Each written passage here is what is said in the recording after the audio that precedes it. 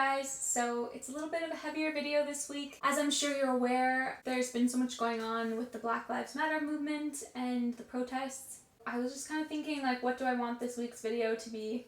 Because normally I don't like to do things super heavy on this channel, because I like it to be kind of a fun, bookish escape. And I wasn't even sure if I did talk about this, what I would say, because, like, I'm the last person to educate anyone on this subject. And I just kind of felt like, you know, first of all, what would I say? And second of all, is it even my place to say something? But I started having people ask me where I stand on this subject because I hadn't said anything, and I started to realize that I actually need to say something. As someone with this kind of a platform, I can't be silent, even if the silence is simply a loss of words.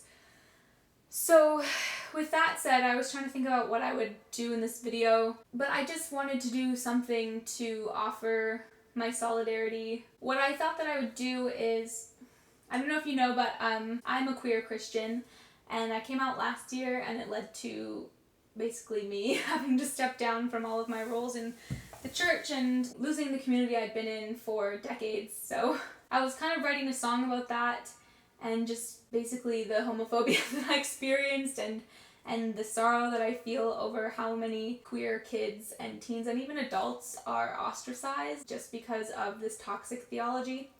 Anyway, so I was writing a song about this kind of as the news was coming in about George's murder, and I just felt so heavy, and I felt like even though I obviously don't know what it's like to be a Black person or a person of color in general, I feel like this song kind of speaks to anybody that's ever felt oppressed or that's felt heavy with the state of the world. So all that to say, I thought that I would play this song kind of in solidarity. I know that it doesn't speak to the exact situation that's going on, but I hope that in some way it's an offer of solidarity. And I just want to add one thing in a slightly different tone, because I did not come on here to educate or preach at anyone. Like I said, I'm not a person of color. I am not an expert by any means.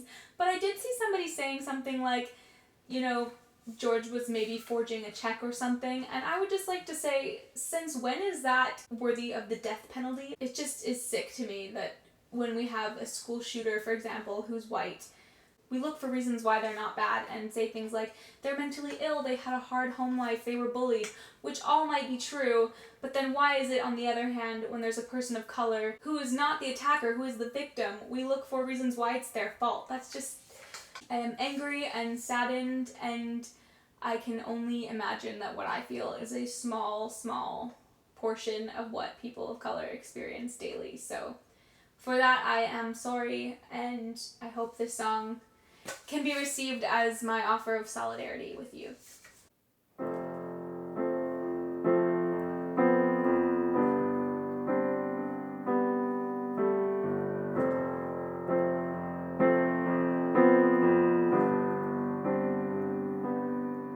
They say I throw tantrums, I am wild, with all the anger of a child.